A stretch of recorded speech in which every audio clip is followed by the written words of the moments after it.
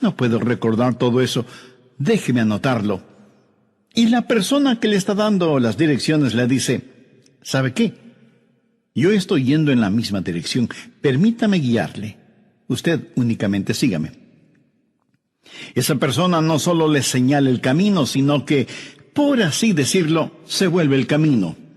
Jesús no indica el camino. Jesús es el camino hacia el Padre. Y cuando usted ora en el nombre de Jesús, Él le lleva a la presencia del Padre. Anota Efesios 2:18. Porque por medio de Él los unos y los otros tenemos entrada por un mismo espíritu al Padre. ¿Qué significa orar en el nombre de Jesús? Significa orar con su autoridad. Cuando usted pone su firma en un cheque y se lo da a alguien, esa persona va al banco y lo efectiviza.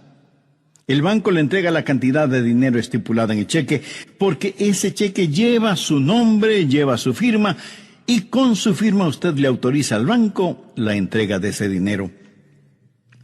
Trate de ir a cualquier banco y hacer efectivo un cheque que no tiene ninguna firma, y le aseguro que estará metiéndose en profundos problemas. Cuando pedimos en el nombre de Jesús, no estamos simplemente rociando con algún polvito mágico oraciones al decir en el nombre de Jesús, abracadabra, que lo que he pedido se haga. No es así de ninguna manera. Orar en el nombre de Jesús significa, primero, obedecer su mandato. Segundo, hacer algo aprobado por Él. Tercero, saber que eso le dará honor y gloria a Él. Y cuarto, saber que el Padre será glorificado por lo que hacemos en el nombre de Jesús. Si usted ora sin usar el nombre de Jesús legítimamente, no tiene ninguna razón para esperar que su oración sea contestada.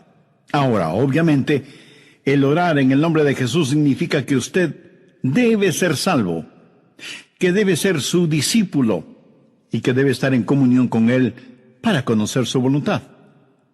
No solo ora en el nombre de Jesús, sino que también ora en el Espíritu.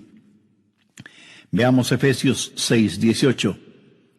Orando en todo tiempo, con toda oración y súplica en el Espíritu, y velando en ello con toda perseverancia y súplica por todos los santos. Así como se debe orar en el nombre de Jesús, hay que orar en el Espíritu.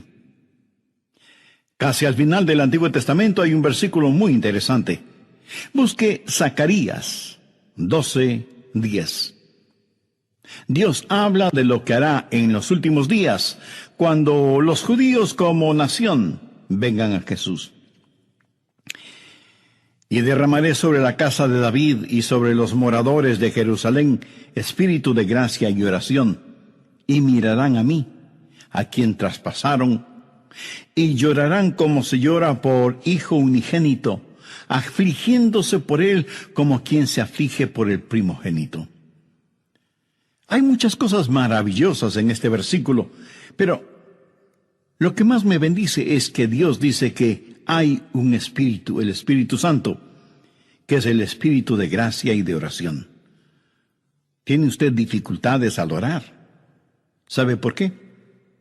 Porque no está lleno del Espíritu.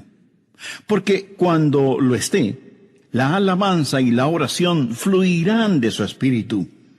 Usted estará constantemente alabando a Dios y constantemente suplicando en oración. Dios dice que un día Él va a derramar su espíritu de gracia y oración sobre los judíos, pero Él ya ha derramado su espíritu de gracia y oración sobre usted. Por lo tanto, usted debe orar en el Espíritu. En la pequeña epístola de Judas, el verso 20, dice, pero vosotros, amados, edificando sobre vuestra santísima fe, orando en el Espíritu Santo. ¿Había notado eso? ¿Cómo se desafía usted mismo? Orando en el Espíritu Santo. ¿Por qué es tan importante orar en el Espíritu? Bien, sabemos que cuando oramos en el nombre de Jesús, oramos con autoridad. Pero cuando oramos en el Espíritu, oramos con fortaleza para que Él nos ayude. Déjeme, le muestro algo en Romanos 8:26. Y de igual manera, el Espíritu nos ayuda en nuestra debilidad, pues que hemos de pedir como conviene no lo sabemos.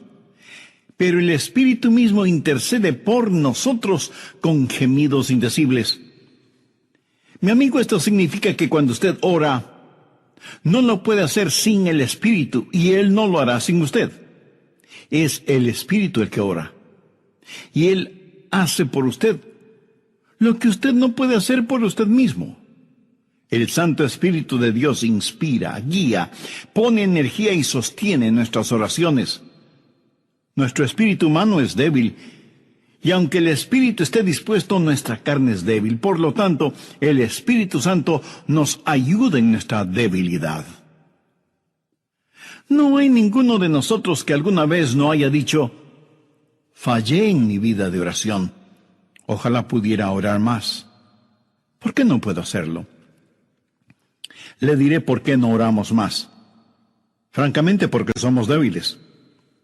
Pero nuestra debilidad no debe convertirse en incapacidad, sino más bien en fortaleza, porque la Biblia dice que cuando somos débiles, somos fuertes. Si aprendemos a depender en el Espíritu Santo, quien nos ayuda en nuestras debilidades, inspirándonos, guiándonos y capacitándonos. Más aún, Él nos ayuda en nuestra ignorancia. Pues ¿qué hemos de pedir como conviene? No lo sabemos. ¿Alguna vez ha pensado en eso? Estuve una vez en una conferencia bíblica en Dallas. Al finalizar la conferencia, 2 jóvenes estudiantes se me acercaron y uno de ellos me preguntó: «Pastor, ¿usted ora?». Le respondí que sí. Entonces me dio una pequeña tarjeta diciéndome: «Aquí están nuestros nombres. Somos estudiantes en el seminario. Por favor, ore por nosotros». Yo les agradecí y puse esa tarjetita en mi Biblia.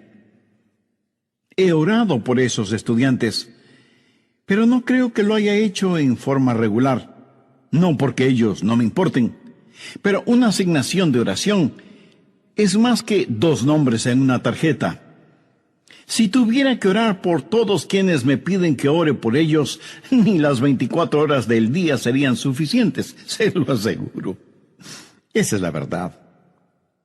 Si usted trata de orar por todos y por todo, su oración, en vez de ser un caudaloso río, se convertirá en un estancado pantano.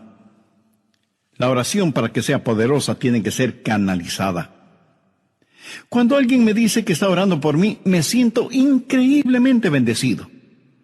Y hay hermanos que me dicen que oran por mí diariamente, y doy gracias a Dios que muchos oran por mí. Pero me entristece la realidad de que hay millones de seres humanos por los cuales nadie ora.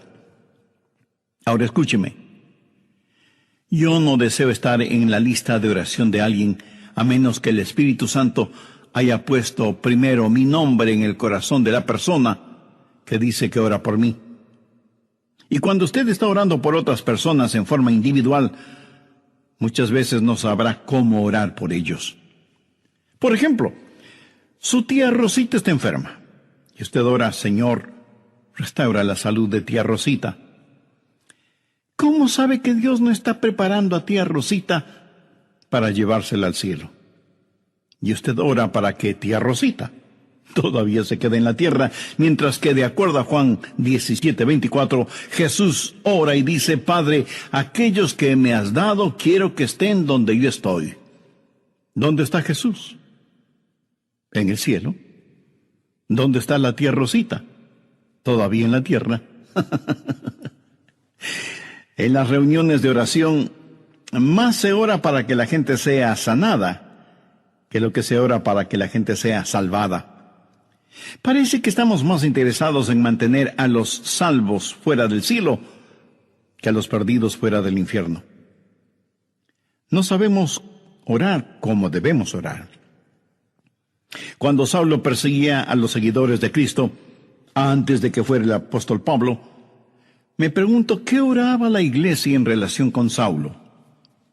Si yo hubiera vivido en esa época, seguro que hubiera orado: «Señor, Mira cómo este Saulo nos persigue. Elimínalo, evapóralo, Señor, haz algo con él. Y ciertamente, Dios hizo algo con él, pero no precisamente como se lo pedimos. Dios lo transformó en el poderoso apóstol Pablo. A veces no sabemos ni lo que pedimos.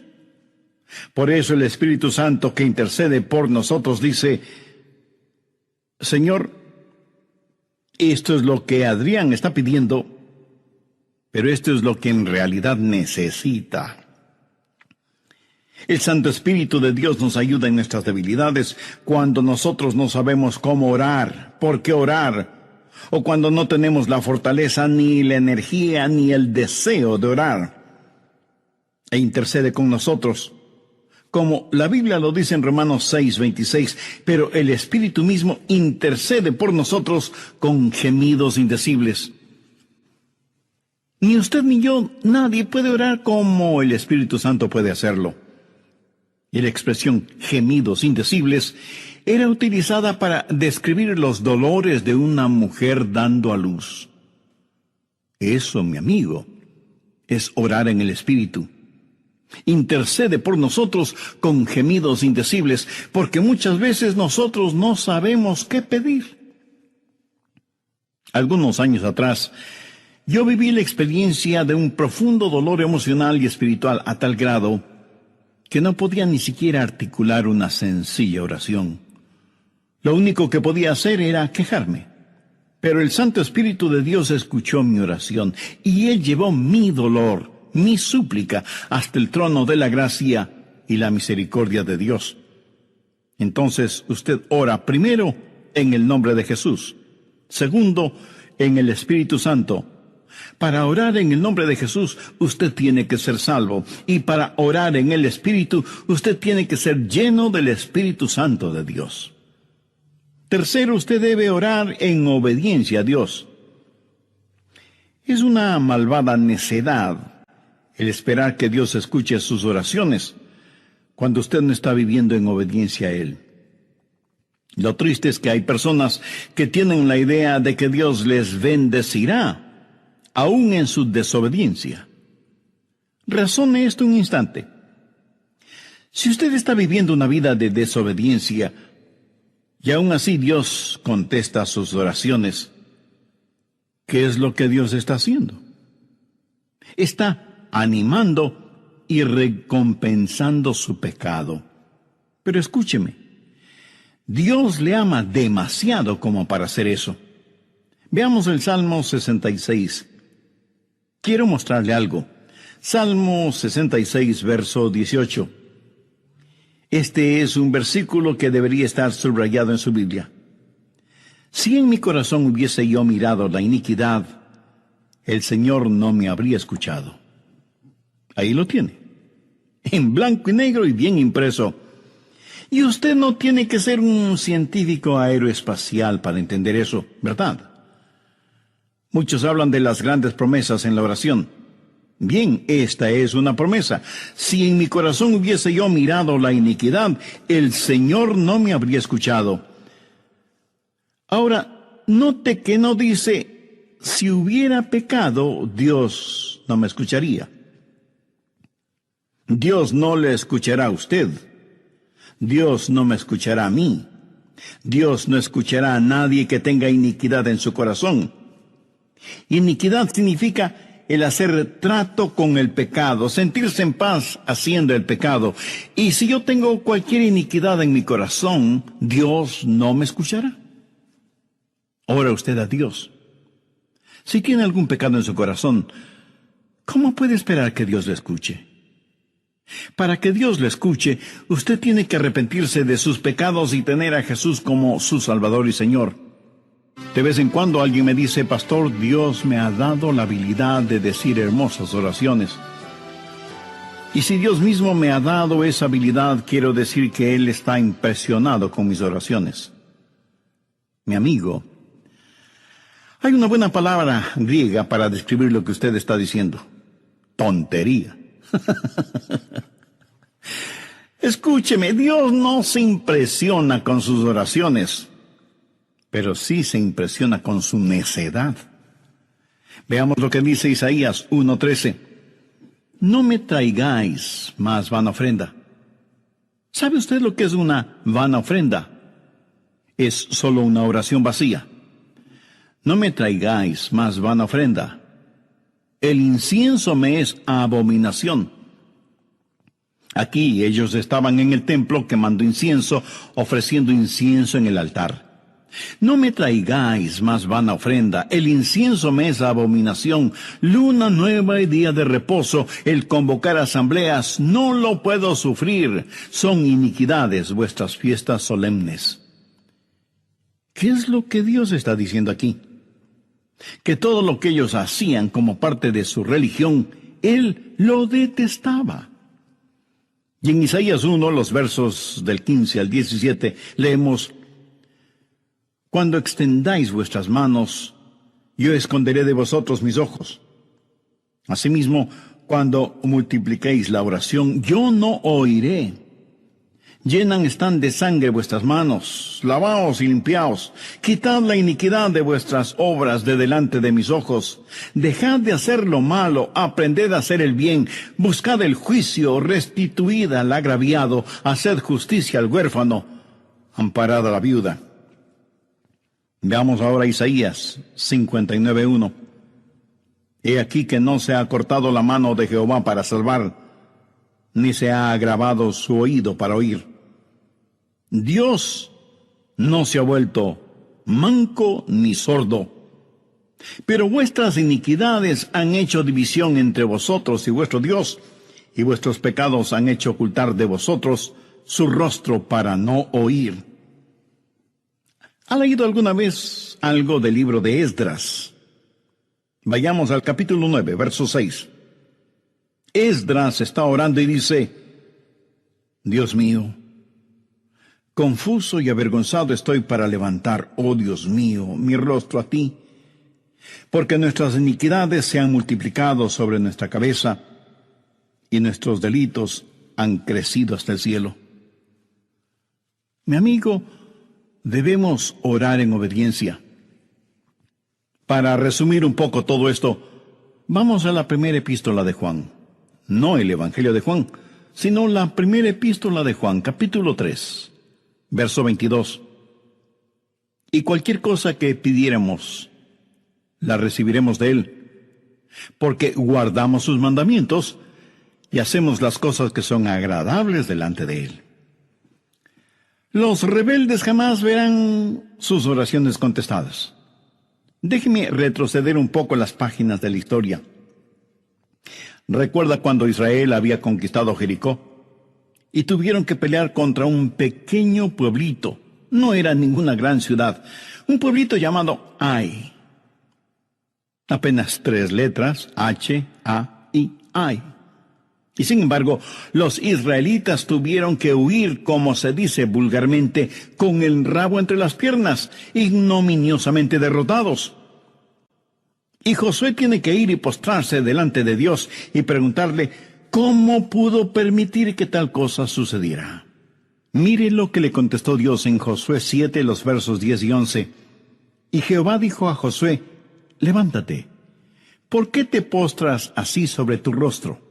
Israel ha pecado. ¿Qué está diciendo?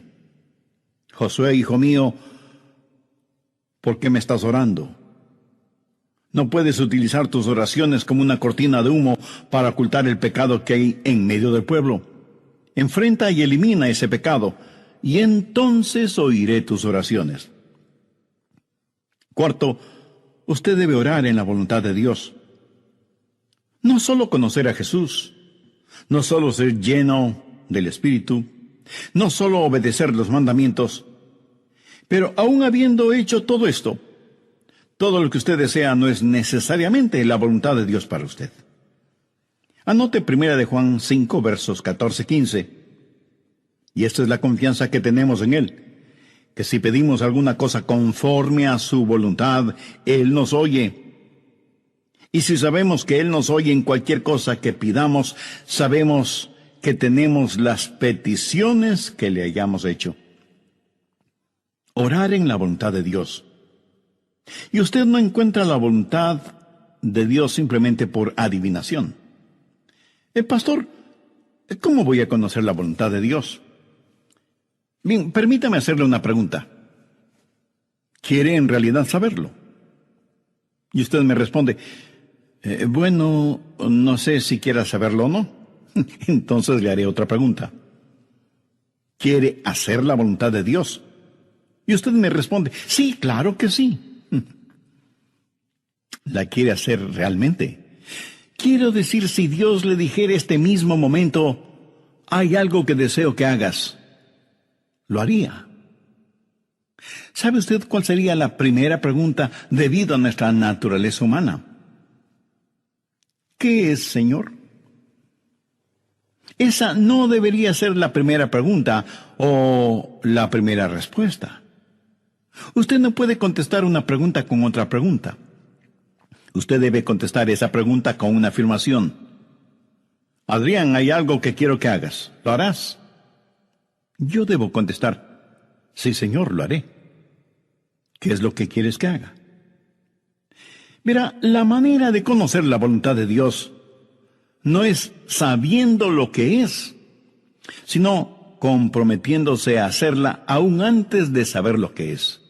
Eso es confianza. Sencillamente diga, Señor, estoy listo y haré lo que quiera que tú quieras que haga. Y aunque esa frase pueda trabar nuestra lengua, destraba nuestra capacidad de obediencia. Debo admitir que muchos tienen temor de la voluntad de Dios. De alguna manera se les ha metido la idea en la cabeza de que si se prestan para servicio bajo la voluntad de Dios, van a terminar como misioneros en el país de Sal si puedes, viviendo en una choza con piso de tierra y comiendo carne de serpiente o quién sabe qué otros exóticos alimentos. ¿Sabe qué? Pudiera ser que así suceda. La forma de conocer la voluntad de Dios es aceptando la voluntad de Dios antes de conocer cuál es la voluntad de Dios. Y aunque suena complicado lingüísticamente, espiritualmente no lo es. Pero usted me dice, pastor, quiero más detalles. Muy bien, le voy a dar más detalles. La voluntad de Dios es buena, perfecta y aceptable. Y si piensa que esto lo digo porque soy muy inteligente, pues siento desilusionarle. Veamos qué dice Romanos 12, versos 1 y 2. Así que, hermanos, os ruego por las misericordias de Dios, que presentéis vuestros cuerpos en sacrificio vivo, santo, agradable a Dios, que es vuestro culto racional. No os conforméis a este siglo, sino transformaos por medio de la renovación de vuestro entendimiento, para que comprobéis cuál sea la voluntad de Dios, agradable y perfecta. Usted no necesita saber nada más que esto. La voluntad de Dios es buena, agradable y perfecta. Preséntese usted mismo como un sacrificio vivo y santo delante de Dios, y usted, sin ninguna sombra de duda, conocerá y comprobará que la voluntad de Dios es siempre buena, agradable y perfecta. La oración no es para manipular la voluntad de Dios, para que se amolde a la suya. Es descubrir la voluntad de Dios y meterse de cabeza en ella. Pero escúcheme con atención. En última instancia, usted no encuentra la voluntad de Dios. La voluntad de Dios lo encuentra usted. Cuando su corazón está bien con Dios, usted presenta su cuerpo como un sacrificio vivo y rehúsa el ser amoldado por el sistema y los valores del mundo, para más bien ser transformado, renovado en su mente y empezar a pensar los pensamientos de Cristo y, por lo tanto, tener la capacidad de orar en la voluntad de Dios. Quinto, orar en comunión con los creyentes. Por favor, busque el Evangelio de Marcos, capítulo 11, los versos 25 y 26. Y cuando estéis orando, perdonad si tenéis algo contra alguno, para que también vuestro Padre que está en los cielos os perdone a vosotros vuestras ofensas. Porque si vosotros no perdonáis, tampoco vuestro Padre que está en los cielos os perdonará vuestras ofensas. Mi amigo, no se olvide que un pecado no perdonado es la más formidable barrera contra la oración. Tantas personas se preguntan por qué sus oraciones no son contestadas cuando están guardando tremendos resentimientos en su corazón. Le pregunto, ¿ese resentimiento, ese enojo, vale la pena tenerlo? Lo que es peor, ¿vale la pena ir acumulándolo, guardándolo, hasta que por fin estalla, hiriendo no solo a quienes motivaron ese enojo, sino a usted mismo? La satisfacción carnal de guardar un resentimiento contra alguien no vale de ninguna manera la pena porque impide que nuestras oraciones sean contestadas. Escuché de una pequeña niña que una noche, por haberse portado mal, su mamá le mandó temprano a la cama. Pero antes de acostarse, la niña debía orar. Ella así lo hizo. Oró por su hermana y su hermano, oró por su papá y su abuelita, oró por sus amigas en la escuela, oró por su profesora, oró por su perro y por su gato, y finalizó con un alegre amén. Luego, mirando a su madre, le dijo: como habrás notado, mamá, tú no estuviste en mi oración. Me imagino que esa oración no habrá salido de ese cuarto, menos habrá llegado al cielo. Pero hay una profunda lección en esto. Sería una temeraria necedad si alguien, teniendo un espíritu no perdonador, pretende que sus oraciones sean contestadas. Y esto es verdad de manera especial entre marido y mujer. En 1 Pedro 3:7 leemos: vosotros maridos igualmente, vivid con ella sabiamente, dando honor a la mujer como a vaso más frágil y como a coherederas de la gracia de la vida. ¿Para qué? Para que vuestras oraciones no tengan estorbo.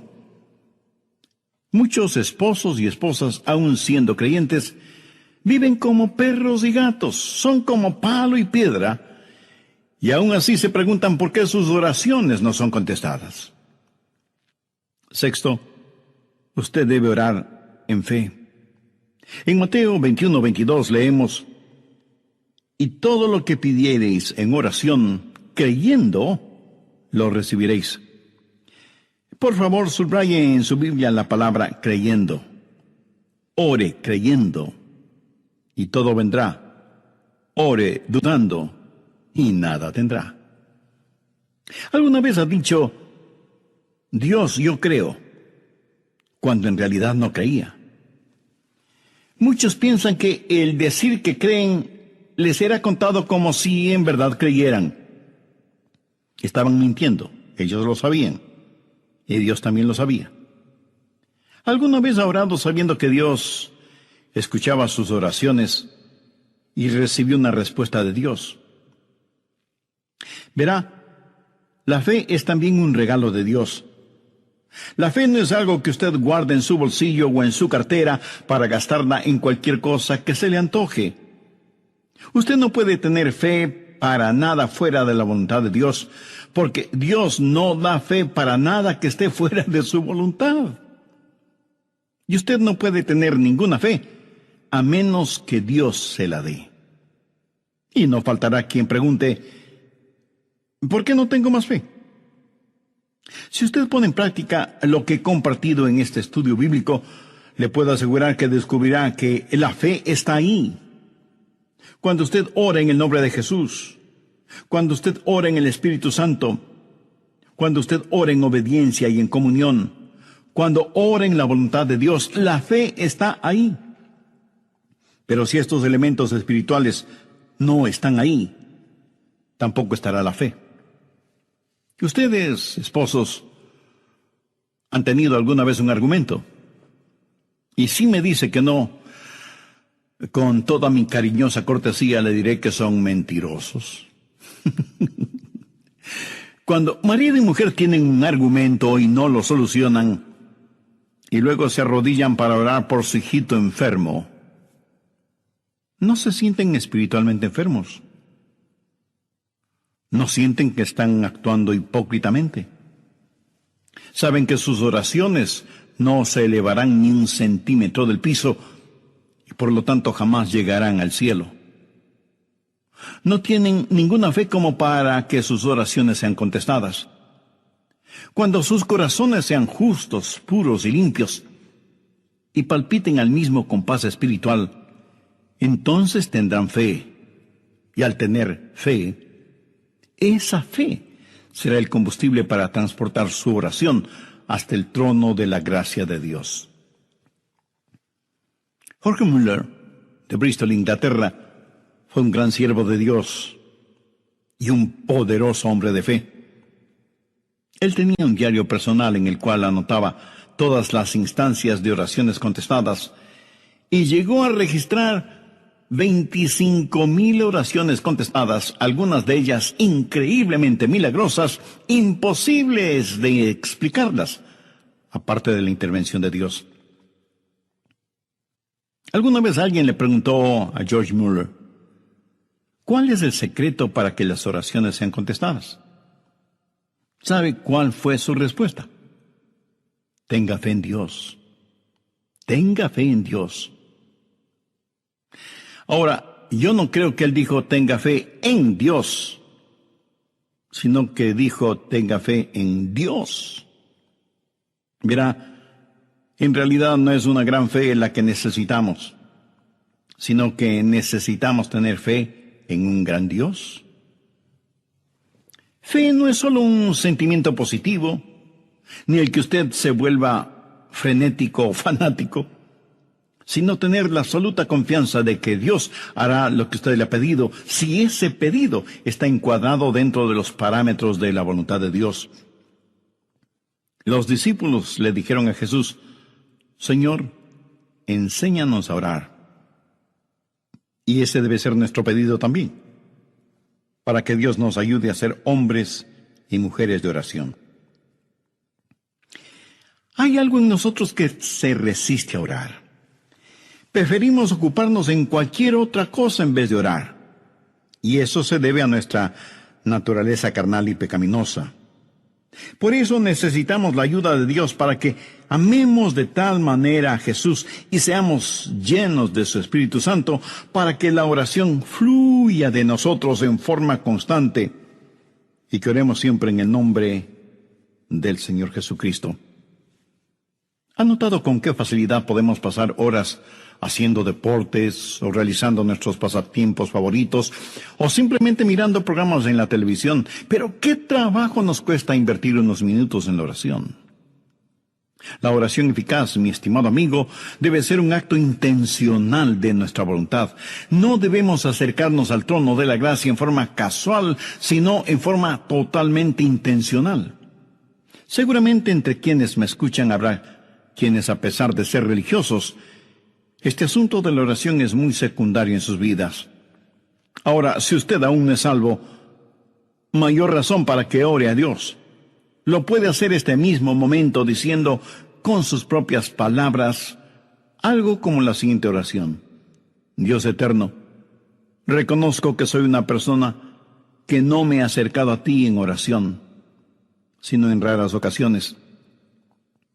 Reconozco también que soy pecador, que estoy perdido y que necesito ser salvo para tener la seguridad de ir al cielo cuando me llames a tu presencia. Señor Jesús, creo que eres el Hijo de Dios y que entregaste tu vida y derramaste tu sangre en la cruz para, por medio de tu sacrificio, pagar la deuda de mis pecados, perdonarme, limpiarme y salvarme. No sé si mi fe es grande o pequeña, pero con la fe que tengo este momento te invito a que vengas a mi corazón y seas mi Salvador y mi Señor.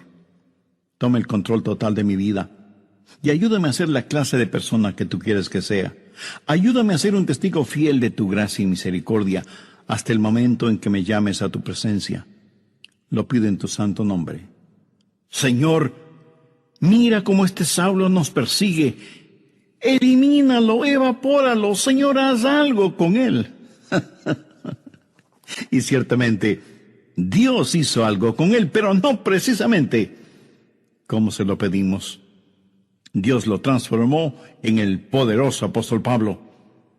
A veces no sabemos ni lo que pedimos. Por eso el Espíritu Santo que intercede por nosotros dice: Señor, esto es lo que Adrián está pidiendo, pero esto es lo que en realidad necesita. El Santo Espíritu de Dios nos ayuda en nuestras debilidades cuando nosotros no sabemos cómo orar, por qué orar, o cuando no tenemos la fortaleza, ni la energía, ni el deseo de orar. E intercede con nosotros, como la Biblia lo dice en Romanos 6:26, pero el Espíritu mismo intercede por nosotros con gemidos indecibles. Ni usted ni yo, nadie puede orar como el Espíritu Santo puede hacerlo. Y la expresión gemidos indecibles era utilizada para describir los dolores de una mujer dando a luz. Eso, mi amigo, es orar en el Espíritu. Intercede por nosotros con gemidos indecibles, porque muchas veces nosotros no sabemos qué pedir. Algunos años atrás, yo viví la experiencia de un profundo dolor emocional y espiritual a tal grado que no podía ni siquiera articular una sencilla oración. Lo único que podía hacer era quejarme. Pero el Santo Espíritu de Dios escuchó mi oración y Él llevó mi dolor, mi súplica, hasta el trono de la gracia y la misericordia de Dios. Entonces usted ora primero en el nombre de Jesús, segundo en el Espíritu Santo. Para orar en el nombre de Jesús, usted tiene que ser salvo. Y para orar en el Espíritu, usted tiene que ser lleno del Espíritu Santo de Dios. Tercero, usted debe orar en obediencia a Dios. Es una malvada necedad el esperar que Dios escuche sus oraciones cuando usted no está viviendo en obediencia a Él. Lo triste es que hay personas que tienen la idea de que Dios les bendecirá aún en su desobediencia. Razone esto un instante. Si usted está viviendo una vida de desobediencia y aún así Dios contesta sus oraciones, ¿qué es lo que Dios está haciendo? Está animando y recompensando su pecado. Pero escúcheme, Dios le ama demasiado como para hacer eso. Veamos el Salmo 66. Quiero mostrarle algo. Salmo 66, verso 18. Este es un versículo que debería estar subrayado en su Biblia. Si en mi corazón hubiese yo mirado la iniquidad, el Señor no me habría escuchado. Ahí lo tiene, en blanco y negro y bien impreso. Y usted no tiene que ser un científico aeroespacial para entender eso, ¿verdad? Muchos hablan de las grandes promesas en la oración.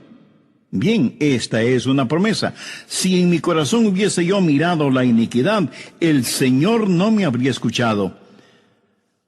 Ahora, note que no dice, si hubiera pecado, Dios no me escucharía. Dios no le escuchará a usted. Dios no me escuchará a mí. Dios no escuchará a nadie que tenga iniquidad en su corazón. Iniquidad significa el hacer trato con el pecado, sentirse en paz haciendo el pecado. Y si yo tengo cualquier iniquidad en mi corazón, Dios no me escuchará. Ora usted a Dios. Si tiene algún pecado en su corazón, ¿cómo puede esperar que Dios le escuche? Para que Dios le escuche, usted tiene que arrepentirse de sus pecados y tener a Jesús como su Salvador y Señor. De vez en cuando alguien me dice, pastor, Dios me ha dado la habilidad de decir hermosas oraciones. Y si Dios mismo me ha dado esa habilidad, quiero decir que Él está impresionado con mis oraciones. Mi amigo, hay una buena palabra griega para describir lo que usted está diciendo. Tontería. Escúcheme, Dios no se impresiona con sus oraciones, pero sí se impresiona con su necedad. Veamos lo que dice Isaías 1:13. No me traigáis más vana ofrenda. ¿Sabe usted lo que es una vana ofrenda? Es solo una oración vacía. No me traigáis más vana ofrenda. El incienso me es abominación. Aquí ellos estaban en el templo quemando incienso, ofreciendo incienso en el altar. No me traigáis más vana ofrenda, el incienso me es abominación, luna nueva y día de reposo, el convocar asambleas, no lo puedo sufrir, son iniquidades vuestras fiestas solemnes. ¿Qué es lo que Dios está diciendo aquí? Que todo lo que ellos hacían como parte de su religión, Él lo detestaba. Y en Isaías 1, los versos del 15 al 17, leemos: Cuando extendáis vuestras manos, yo esconderé de vosotros mis ojos. Asimismo, cuando multipliquéis la oración, yo no oiré. Llenan están de sangre vuestras manos, lavaos y limpiaos. Quitad la iniquidad de vuestras obras de delante de mis ojos. Dejad de hacer lo malo, aprended a hacer el bien. Buscad el juicio, restituid al agraviado, haced justicia al huérfano, amparad a la viuda. Veamos ahora Isaías 59:1. He aquí que no se ha cortado la mano de Jehová para salvar, ni se ha agravado su oído para oír. Dios no se ha vuelto manco ni sordo, pero vuestras iniquidades han hecho división entre vosotros y vuestro Dios, y vuestros pecados han hecho ocultar de vosotros su rostro para no oír. ¿Ha leído alguna vez algo del libro de Esdras? Vayamos al capítulo 9, verso 6. Esdras está orando y dice: Dios mío, confuso y avergonzado estoy para levantar, oh Dios mío, mi rostro a ti, porque nuestras iniquidades se han multiplicado sobre nuestra cabeza, y nuestros delitos han crecido hasta el cielo. Mi amigo, debemos orar en obediencia. Para resumir un poco todo esto, vamos a la primera epístola de Juan. No el Evangelio de Juan, sino la primera epístola de Juan, capítulo 3, verso 22. Y cualquier cosa que pidiéramos, la recibiremos de Él, porque guardamos sus mandamientos y hacemos las cosas que son agradables delante de Él. Los rebeldes jamás verán sus oraciones contestadas. Déjeme retroceder un poco las páginas de la historia. ¿Recuerda cuando Israel había conquistado Jericó? Y tuvieron que pelear contra un pequeño pueblito. No era ninguna gran ciudad. Un pueblito llamado Ai. Apenas 3 letras, H, A, I, Ai. Y sin embargo, los israelitas tuvieron que huir, como se dice vulgarmente, con el rabo entre las piernas, ignominiosamente derrotados. Y Josué tiene que ir y postrarse delante de Dios y preguntarle cómo pudo permitir que tal cosa sucediera. Mire lo que le contestó Dios en Josué 7, los versos 10 y 11. Y Jehová dijo a Josué: levántate, ¿por qué te postras así sobre tu rostro? Israel ha pecado. ¿Qué está diciendo? Josué, hijo mío, ¿por qué me estás orando? No puedes utilizar tus oraciones como una cortina de humo para ocultar el pecado que hay en medio del pueblo. Enfrenta y elimina ese pecado, y entonces oiré tus oraciones. Cuarto, usted debe orar en la voluntad de Dios. No solo conocer a Jesús, no solo ser lleno del Espíritu, no solo obedecer los mandamientos, pero aún habiendo hecho todo esto, todo lo que usted desea no es necesariamente la voluntad de Dios para usted. Anote 1 de Juan 5, versos 14-15. Y esta es la confianza que tenemos en Él, que si pedimos alguna cosa conforme a su voluntad, Él nos oye. Y si sabemos que Él nos oye en cualquier cosa que pidamos, sabemos que tenemos las peticiones que le hayamos hecho. Orar en la voluntad de Dios. Y usted no encuentra la voluntad de Dios simplemente por adivinación. Pastor, ¿cómo voy a conocer la voluntad de Dios? Bien, permítame hacerle una pregunta. ¿Quiere en realidad saberlo? Y usted me responde, bueno, no sé si quiera saberlo o no. Entonces le haré otra pregunta. ¿Quiere hacer la voluntad de Dios? Y usted me responde, sí, claro que sí. ¿La quiere hacer realmente? Quiero decir, si Dios le dijera este mismo momento, hay algo que deseo que hagas, ¿lo haría? ¿Sabe usted cuál sería la primera pregunta debido a nuestra naturaleza humana? ¿Qué es, Señor? Esa no debería ser la primera pregunta o la primera respuesta. Usted no puede contestar una pregunta con otra pregunta. Usted debe contestar esa pregunta con una afirmación. Adrián, hay algo que quiero que hagas. ¿Lo harás? Yo debo contestar, sí, Señor, lo haré. ¿Qué es lo que quieres que haga?